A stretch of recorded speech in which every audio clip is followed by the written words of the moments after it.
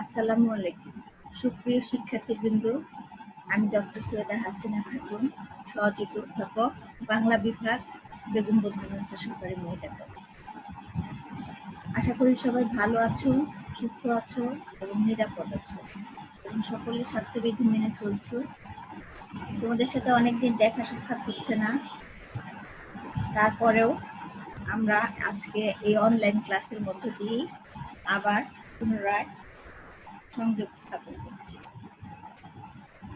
আজকে আমি তৃতীয় বর্ষ এবং চতুর্থ বর্ষের শিক্ষার্থীদের জন্য সমালোচনা সাহিত্য ও সৃষ্টিশীল সাহিত্য রচনা আর কোর্সের শিরোনাম চতুর্থ বর্ষের জন্য হচ্ছে পাশ্চাত্য সাহিত্য তত্ত্ব ধারা ও সাহিত্য সমালোচনা পদ্ধতি।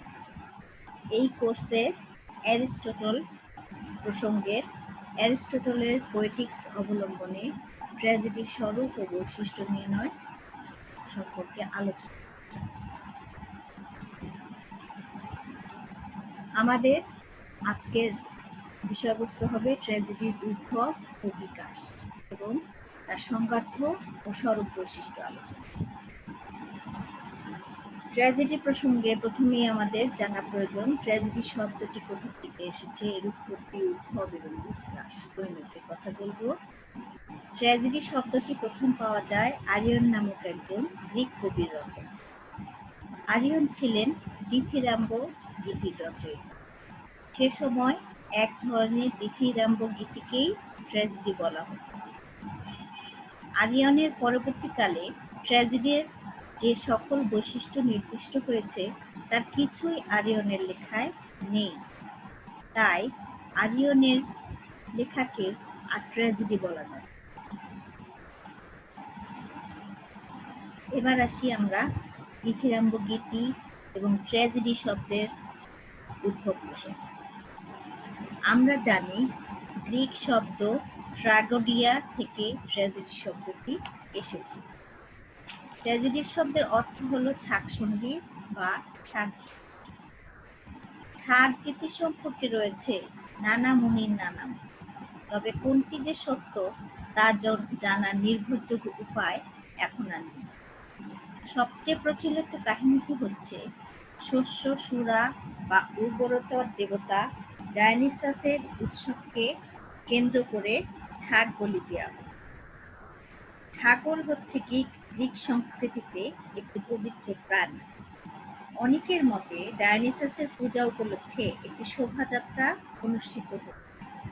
সেখানে শোভাযাত্রায় অংশগ্রহণকারীদের কেউ কেউ ডায়নিসাসের অনুচর বলে খ্যাত সাতুরের রূপ ধারণ করত এবং নিচে গিয়ে শোভাযাত্রাকে নতুন আমেজ দেন। এই সাতুরের মাথা ও শরীরের ঊর্ধ্বাংশ ছিল মানুষের মতো আর নিচের অংশ ছিল ছাগলের মতো খুর সহ 4টি পা। এখান থেকেই সাতুরের গান বা ছাগ সঙ্গীত শব্দটির উৎপত্তি। শস্যের উৎসবে সাধারণ মানুষ নেচে গিয়ে শোভাযাত্রা করে দেবতার মন্দিরে যায়। এই নাচ গানের সঙ্গে কালক্রমে একটি গল্প বা কাহিনী যার চরিত্র ও ভাবনার সমন্বয়ে গঠিত যেখানে যুক্ত হয় এবং এই গল্পটি পরিবেশিত হয় সংলাপের ফাঁকে ফাঁকে। যিনি গল্পটি বর্ণনা করেন তিনি পরতেন অভিনেতার পোশাক বা মুখোশ।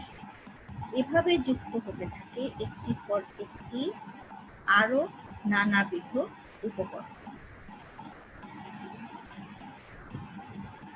শোভাযাত্রার সম্মেলক গায়ক ও নাচিয়েদের বলা হতো কোরাস এবং এই সঙ্গীতকে বলা হতো ডিথিরাম্ব।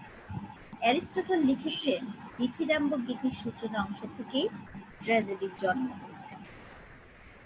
যতদূর জানা যায় খ্রিস্টপূর্ব 6ষ্ঠ শতাব্দীতে থেসপিস নামক একজন কবি প্রথম শোভাযাত্রায় একজন অভিনেতা ও তার বিবৃত আখ্যানকে সংযোজন করেন। তিনি গল্পটি বলার সময় চরিত্রের সংলাপ ব্যবহার করেন এবং অঙ্গভঙ্গি করে অভিনয় করে দেখান। সে কারণে পণ্ডিত ও গবেষকেরা থেসপিসকে ট্র্যাজেডির প্রথম অভিনেতার সম্মান দেন। থেসপিসকে ট্র্যাজেডির প্রতিষ্ঠাতা বলেও মনে করা হয়। খ্রিস্টপূর্ব 535 অব্দে অনুষ্ঠিত নাট্য প্রতিযোগিতায় অংশগ্রহণ করেছেন বলে সকলে ইতিহাসে সাক্ষ্য দেয়। অ্যারিস্টটল দেখিয়েছেন দ্বিতীয়াম্ব গীতি থেকে ধীরে ধীরে গুণীজনের একটু একটু নতুনত্ব সংযোজনের মাধ্যমে পরিপুষ্ট হয়েছে ট্র্যাজেডি এবং যে তার বর্তমান রূপ পরিগ্রহ করেছে। অ্যারিস্টটল লিখেছেন স্কাইলাসই অভিনেতার সংখ্যা বাড়িয়ে 1 থেকে 2 করলেন, কোরাসের গুরুত্ব কমালেন এবং সংলাপকে দিলেন মুখ্য স্থান। পরবর্তীকালে সফোক্লিস অভিনেতার সংখ্যা 2 জন থেকে আনলেন 3 জন, আর সেখানে সংযুক্ত করলেন চিত্রিত দৃশ্যসজ্জা, অর্থাৎ কাহিনীর প্রেক্ষাপট অনুযায়ী দৃশ্যপট। চিত্রিত দৃশ্যসজ্জা মানে যে অঙ্কিত দৃশ্যপট। এভাবেই ট্র্যাজেডি গ্রহণ এবং বর্জনের মধ্য দিয়ে বহু নাট্যসত্তার পরিচর্যায় ঐশ্বর্যমণ্ডিত। 6ষ্ঠ থেকে 49 পর্যন্ত 14টি পরিচ্ছেদে অ্যারিস্টটল পোয়েটিক্স গ্রন্থে ট্র্যাজেডির বিভিন্ন লক্ষণ ও বৈশিষ্ট্য নিয়ে আলোচনা করেছেন। 20 পরিচ্ছেদে এবং দ্বাবিংশ পরিচ্ছেদে যথাক্রমে আলোচিত হয়েছে ভাষার ব্যাকরণ এবং রচনারীতি বা স্টাইল। যদিও সর্বশেষ 26 সংখ্যক পরিচ্ছেদে অ্যারিস্টটল মহাকাব্য ও ট্র্যাজেডির সঙ্গে তুলনা করেছেন।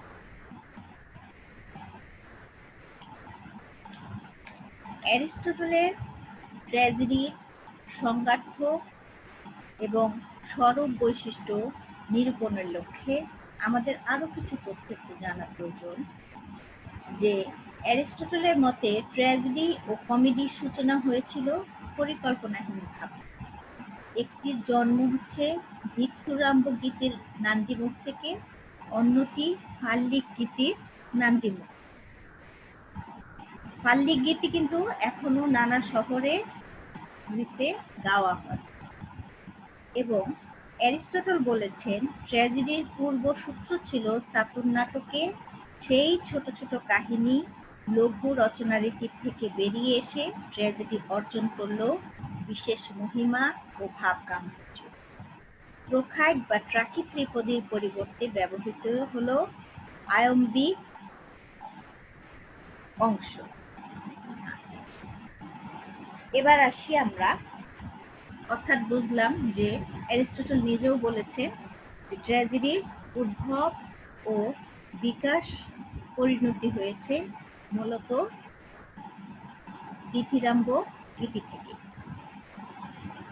এখন ট্র্যাজেডির যে সংজ্ঞার্থ অ্যারিস্টটল দিয়েছেন তার ইংরেজি অনুবাদটা আগে আমরা পড়ি, তারপরে এটা বঙ্গানুবাদ করব এবং পরবর্তী সময় আমরা এই সংজ্ঞার অর্থটাকে বিশ্লেষণ করব। Tragedy then is an imitation of an action that is serious and complete in itself, having certain magnitude, not in a narrative form, but in action with pleasurable accessories, arousing pity and fear, and herewith it accomplishes to catharsis. এর বঙ্গানুবাদ হচ্ছে tragedy হলো একটি গম্ভীর, সম্পূর্ণ ও বিশেষ আয়তন বিশিষ্ট ক্রিয়ার অনুকরণ। ভাষার সৌন্দর্যে তার প্রতিটি অঙ্গ স্বতন্ত্র। এই ক্রিয়াটির প্রকাশরীতি বর্ণনাত্মক নয়, নাটকীয়, আর এই ক্রিয়া ভীতি ও করুণার উদ্রেক করে এবং তার মধ্য দিয়ে অনুরূপ অনুভূতিগুলোর পরিশুদ্ধি ঘটায়। সুপ্রিয় শিক্ষার্থীবৃন্দ, তোমাদের উদ্দেশ্যে এখন আমি একটু বলছি। তোমাদের অনেকের কাছেই হয়তো পাঠ্যপুস্তক হিসেবে তোমরা ব্যবহার করো পাশ্চাত্য সাহিত্য তত্ত্ব ও সাহিত্য সমালোচনা পদ্ধতি কে এম বদিয়ার রহমানের বইটি। এক্ষেত্রে তোমাদেরকে একটু বলছি, ট্র্যাজেডির যে সংজ্ঞা, স্বরূপ ও বৈশিষ্ট্য আছে এখানে, সেখানে একটু প্রিন্টিং মিস্টেক আছে। একদম শেষ লাইনের আগে দেখো, বলেছে in the form of action not of narrative to pity and fear. এখানে এই ফর্ম অফ অ্যাকশন, এখানে ফ্রম হবে না, ফর্ম হবে, FORM হবে। বুঝতে পেরেছো? হইতে না, ফর্ম অফ অ্যাকশন মানে হচ্ছে নাটকীয় রীতি।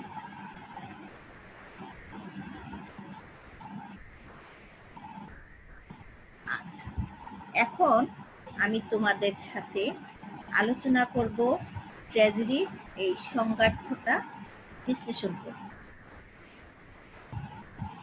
1 নাম্বার হচ্ছে বলা হয়েছে ট্র্যাজেডি হলো একটি গম্ভীর, সম্পূর্ণ ও বিশেষ আয়তন বিশিষ্ট ক্রিয়ার অনুকরণ। ট্র্যাজেডি গুরু গম্ভীর বা সিরিয়াস ঘটনার অনুকরণ বলতে এখানে বুঝিয়েছেন জীবনের অন্তর্নিহিত কোনো ঘটনা বা বিপর্যয় বা মানব অস্তিত্বের গভীর কোনো সংঘাত, যা বহির জীবনে ঘটতে পারে অথবা অন্তর্জীবনেও ঘটতে পারে, এবং এই সংঘাত বা এই টানাপোড়েনটা হতে পারে ওই ঔচিত্যবোধ ও নৈতিকতার সংঘর্ষে অথবা ভাগ্যের প্রতিকূলতায় মানুষের শোকাবহ পরিণাম। জীবনের অন্তর্গত বিপন্নতার রূপায়ণ থাকে বলেই ট্র্যাজেডির বিষয়বস্তু হবে গুরুগরিব। এ প্রসঙ্গে তোমাদেরকে আমি তোমাদের 4th বর্ষের পাঠ্য আছে বোধহয়, ইডিপাস, বোধহয় না, 4th বর্ষের পাঠ্য ইডিপাস, আর 3য় বর্ষে তোমাদের ইডিপাস পাঠ্য না, কিন্তু ইডিপাসের গল্পটা যদি আমরা একটু উদাহরণ হিসেবে আলোচনা করি তাহলে তোমাদের সুবিধা হবে। যে গুরু গম্ভীর ঘটনা বলতে বুঝিয়েছেন এমন এক ঘটনা যার টানাপোড়েন হতে পারে ঔচিত্যবোধ এবং নৈতিকতার সংঘর্ষে অথবা ভাগ্যের প্রতিকূলতায় এবং মানুষের শোকাবহ পরিণাম, অর্থাৎ জীবনের যে অন্তরঙ্গ বিপন্নতা, সেই বিপন্নতার রূপায়ণ থাকে ট্র্যাজেডির বিষয়, এবং সেই বিপন্নতাই হচ্ছে গুরু গম্ভীর উপস্থাপন। এখন ইডিপাসের কাহিনী যদি আমরা আলোচনা করি, ইডিপাস শব্দের অর্থ হচ্ছে স্ফীতপদ বা আঘাতপ্রাপ্ত পা, আর রেক্স শব্দের অর্থ হচ্ছে রাজা। এখন এই নামকরণের কারণও আমরা গল্পটা যদি একটু শুনি তাহলে বুঝতে পারব। ইডিপাসের জন্ম হয় জোকাস্টা ও লিয়াস দম্পতি, তারা ছিলেন থিবিসের রাজারা। তাদের এই পুত্র সন্তান জন্ম নেওয়ার সাথে সাথে অ্যাপোলো দৈববাণী করে যে এই পুত্র হবে পিতার হত্যাকারী এবং মাতৃগামী, অর্থাৎ তার নিজের মায়ের স্বামী হবে এই তার সন্তান। এরকম কথা শুনলে তো সেই সন্তানকে বাঁচিয়ে রাখবে না বাবা, তাই তারা মেষপালকের কাছে আদেশ করলে যে ছেলেটাকে যেন ফেলে দিয়ে আসে, হত্যা করা হয়।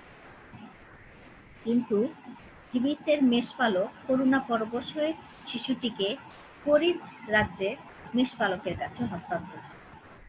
সেই মেষপালক আবার সেই রাজ্যের যে রাজা তার কাছে নিয়ে, তারা ছিলেন নিঃসন্তান এবং তাদের কাছে হস্তান্তর। ইডিপাস যখন একটু যৌবনে পদার্পণ করেন তখন তিনি কোনো এক ভোজসভায় গিয়ে জানতে পারলেন যে অ্যাপোলোর এরকম একটা দৈববাণী করেছেন। তাই তিনি পিতৃঘাতী এবং মাতৃগামী হওয়ার ভয়ে কি করলেন, সেই রাজ্য ত্যাগ করলেন। কিন্তু বিধির কি লিখন, সে যেতে যেতে কোথায় উপনীত হলেন? থিবিতে। সেই থিবিতেই এক চরম বিশৃঙ্খলা বা বিপর্যয় চলছিল এবং একজন থিবিসের রাজার সাথে পথে সামান্য বিষয়ে তর্কের এক পর্যায়ে সে কি করে, সে লিয়াসকে হত্যা করে তিনি আবার পরবর্তী সময়ে থিবিসে যখন চলে যান ভিতরে, যে দেখে স্ফিংস দ্বারা দেশবাসী সবাই সন্ত্রস্ত ছিল এবং সেই স্ফিংসের হাত থেকে তিনি রাজ্যকে উদ্ধার করেন। এই থিবিস রাজ্যকে উদ্ধার করার ফলে কি হয়, মৃত রাজার স্ত্রীর সাথে তার বিয়ে হয় এবং তাদের ঘরে পুত্রকন্যা জন্ম। এবং পরবর্তী সময়ে 15 বছর তারা যখন সুখের সংসার করছিলেন, সেই সুদীর্ঘ 15 বছর পর এই রাজ্যে হঠাৎ মহামারী মন্বন্তর বা মরক থাকে এবং দেশের সকলে যখন রাজার কাছে সাহায্য প্রার্থনা করলেন যে এই মরক থেকে উদ্ধার করার জন্য, ইডিপাস তখন কি করলেন, নির্দেশ দিলেন যে এই মরকের কারণ অনুসন্ধান। এখান থেকেই কিন্তু আমাদের এই নাটকের দৃশ্যের সূত্রপাত। এই যে ঘটনাটা আমরা বললাম, এই জোকাস্টা এবং রাজা লিয়াসেরই সন্তান হচ্ছেন ইডিপাস। এই ইডিপাস যে নিজের অজ্ঞাতি, সে কিন্তু তার সন্তারক বা পিতার হত্যাকারী এবং মায়ের স্বামীতেই পরিণত হয়েছে। এই যে বিপন্ন জীবনের অন্তর্গত বিপন্ন জীবনের যে বিপর্যস্ত জীবনের রূপায়ণ, এইরকম বিষয়বস্তুই হবে ট্র্যাজেডির বিষয়বস্তু, যেহেতু গুরুগম্ভীর। আর সিরিয়াস বলতে এই ধরনের কাহিনীকে বুঝিয়েছে। জীবনের সম্ভাবনাকে বিপর্যস্ত করে ফেলে, বিবেকের দংশনে জর্জরিত হয়ে অন্তরাত্মা আলোড়িত হয়। তাই এমন ঘটনাকে অ্যারিস্টটল বলেছেন an imitation of an action that is serious. ট্র্যাজেডির ঘটনা হবে স্বয়ংসম্পূর্ণ ও নির্দিষ্ট আয়তন বিশিষ্ট। পণ্ডিতদের ধারণা, যেহেতু গ্রিক সাহিত্য পুরাণের কাহিনী অবলম্বনে রচিত হতো, তাই সেখানে মূল কাহিনীটি মহাকাব্যের সুবিশাল পরিসরে বর্ণিত। সঙ্গত কারণেই অ্যারিস্টটল সেই বিস্তৃত কাহিনীর বিশেষ খণ্ডাংশকে এমনভাবে নাট্যরূপ দিতে বলেছেন যার আদি, মধ্য ও অন্ত থাকে, এবং এমন একটি স্বয়ংসম্পূর্ণ কাহিনী বা ঘটনা যার স্থান, ঘটনা এবং কালের ঐক্য সুসংহত গুণনে বিন্যস্ত করে এবং ঘটনা পাবে ত্রিমাত্রিকতা। অর্থাৎ অ্যারিস্টটলের মতে সৌন্দর্য হচ্ছে আয়তন ও শৃঙ্খলার উপর নির্ভরশীল। আমরা জানি পুরাণের কাহিনী, আমরা দেখেছি এত বড়, মহাকাব্যগুলো এত বড়, যার ফলে মানুষ কোন কাহিনী থেকে যে কোথায় চলে যাচ্ছে সুসংহত রূপটা থাকছে না। সেই জন্য এখানে এমন একটি স্বয়ংসম্পূর্ণ ঘটনার কথা বলেছেন যার আয়তন সুদীর্ঘ না, আবার অতি অল্প না, অর্থাৎ নাতি দীর্ঘ, নির্দিষ্ট আয়তনে কাহিনীটা স্বয়ংসম্পূর্ণ হবে এবং কাহিনী যেন ঝুলে না যায়, বিরক্তির উদ্রেক না করে, মানুষ যেন ভুলে না যায়, স্মৃতিভ্রমের যেন অবস্থা সৃষ্টি না হয়, সেই সব কথা চিন্তা করে ট্র্যাজেডির আয়তনের দিকে সচেতন হতে বলেছেন অ্যারিস্টটল, এবং বারবার বলেছেন যে সৌন্দর্য আয়তন ও শৃঙ্খলার উপর নির্ভরশীল। তৃতীয়ত, অনুকরণ বা ট্র্যাজেডির রীতির কথা বলেছেন। ট্র্যাজেডির রীতি হবে কার্যাত্মক, বর্ণনাত্মক নয়। অর্থাৎ ট্র্যাজেডির রচনা রীতিটা বিবৃতিমূলক হবে না, একটির পর একটি কাজ, কর্ম পরিকল্পনা, কর্মকাণ্ডের উপর নির্ভর করে ঘটনার প্রবহমানতা নির্ভরশীল। এবং এর রচনা রীতি যেহেতু ক্রিয়াত্মক, সুতরাং হবে নাটকীয়। এই যে আমরা দেখলাম ট্র্যাজেডির কাহিনীটা, যে আমরা একটু ইডিপাসের কাহিনী যে আলোচনা করছি, সেই ইডিপাসের কাহিনীতে আমরা দেখলাম প্রথমে ফ্ল্যাট ভাবে সবকিছু বলে দিয়েছে কাহিনী। তারপরেই এই মরকের পরবর্তীতেই শুরু হলো মরককে কেন্দ্র করে কাহিনীর অনুসন্ধান। এই অনুসন্ধান করতে গিয়ে কিন্তু ধীরে ধীরে আত্মপ্রকাশ করলো ভয়ঙ্কর ঘটনা, যা অ্যাপোলো আগেই দৈববাণী করেছিল। ইডিপাস সেই দৈববাণীকে উপেক্ষা করে সে তার বাবার হত্যাকারী না হওয়ার জন্য অন্যত্র স্থান পরিত্যাগ করলো, কিন্তু তার নিয়তি নির্ধারিত জীবন যাপনই তাকে সেই তার পরিণতির দিকে নিয়ে গেল। এই যে নাটকীয় উপস্থাপন, এই নাটকীয়তাই থাকবে ট্র্যাজেডির। ট্র্যাজেডি ভাষা প্রসঙ্গে বলেছেন, ভাষার সৌন্দর্যে তার প্রতিটি অঙ্গ সুগন্ধ। এই অভিব্যক্তির মধ্য দিয়ে বুঝিয়ে দিয়েছেন ট্র্যাজেডিতে থাকবে বিভিন্ন অঙ্গ বা উপাদান।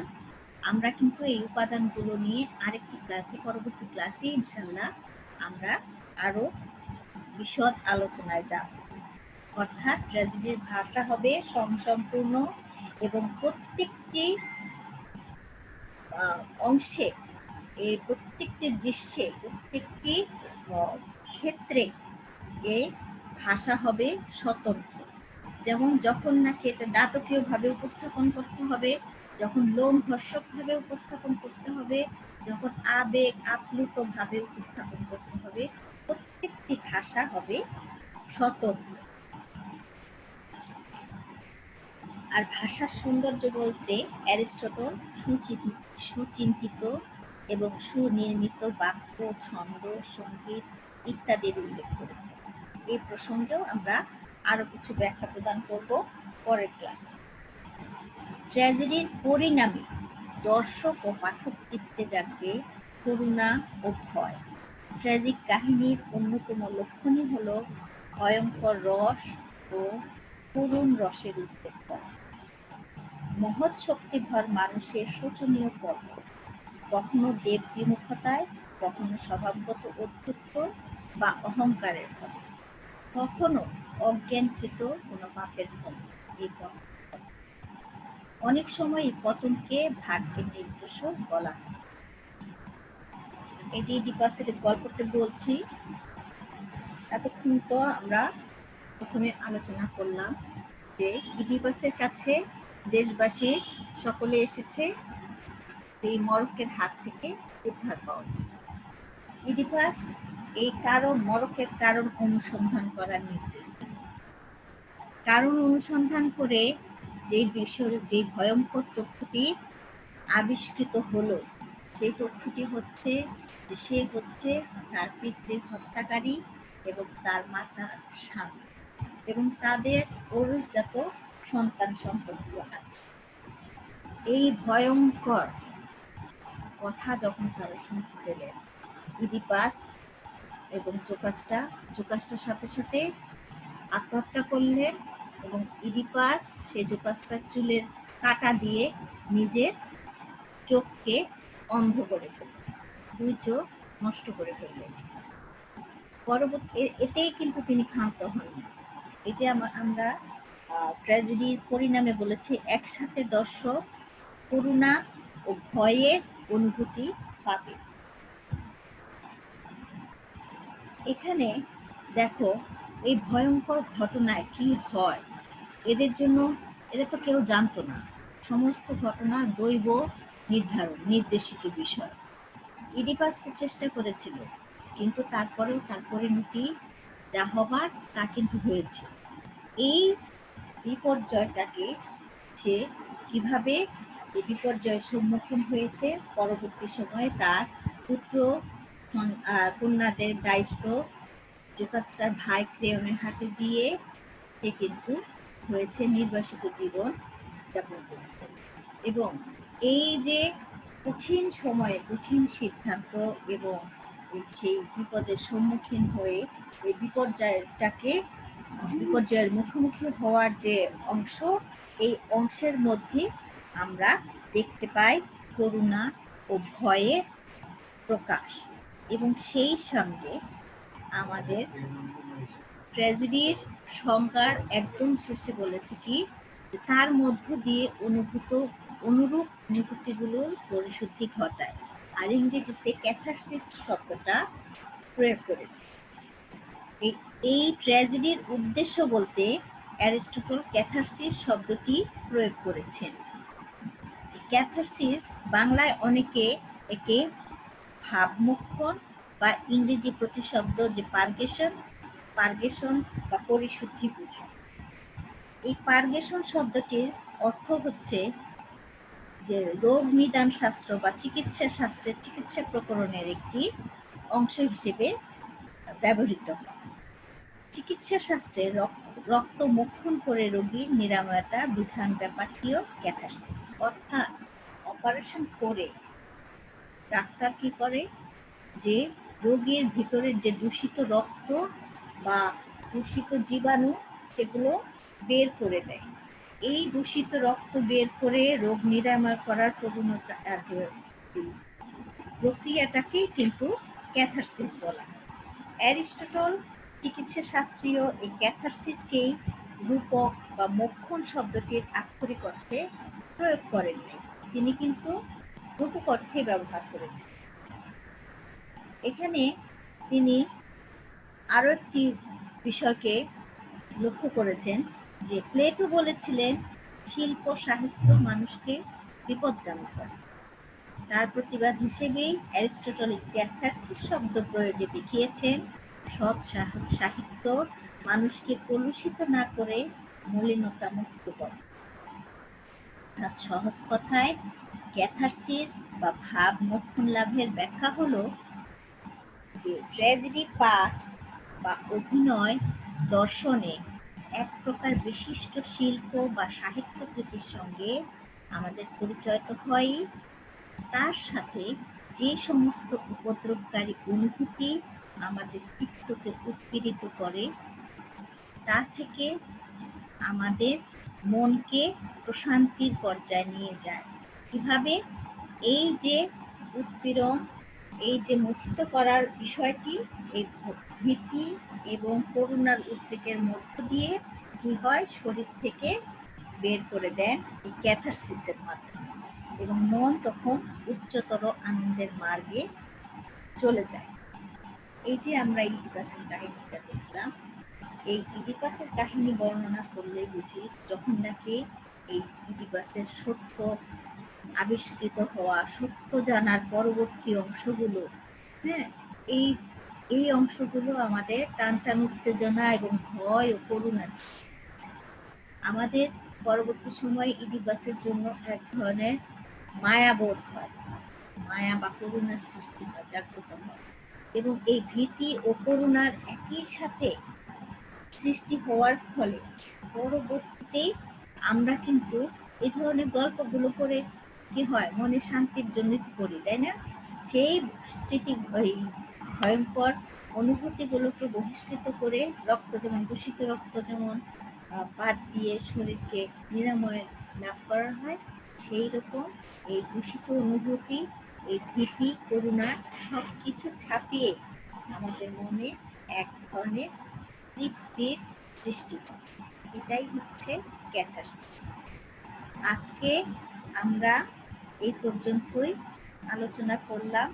আগামী দিন ইনশাআল্লাহ আমরা এই অ্যারিস্টটলের ট্র্যাজেডির যে উপকরণ বা উপাদানগুলো আছে সেই 6টি উপাদান নিয়ে ইনশাআল্লাহ আবার হাজির হব। ততদিন তোমরা এই পড়াটি অনুশীলন করবে, বোঝার চেষ্টা করবে, বুঝে বুঝে আয়ত্ত করে ফেলবে, এবং যদি কারো কোনো সমস্যা হয় সে আমার সাথে যোগাযোগ করবে। ইনশাআল্লাহ আমি আবারও আজকে এই পর্যন্তই। ধন্যবাদ শিক্ষার্থী।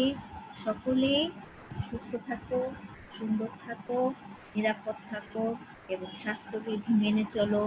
বারবার হাত ধুবে এবং মাস্ক অবশ্যই ব্যবহার করবে, সেই সাথে সামাজিক দূরত্ব বজায় রাখবে। ধন্যবাদ। আল্লাহ হাফেজ।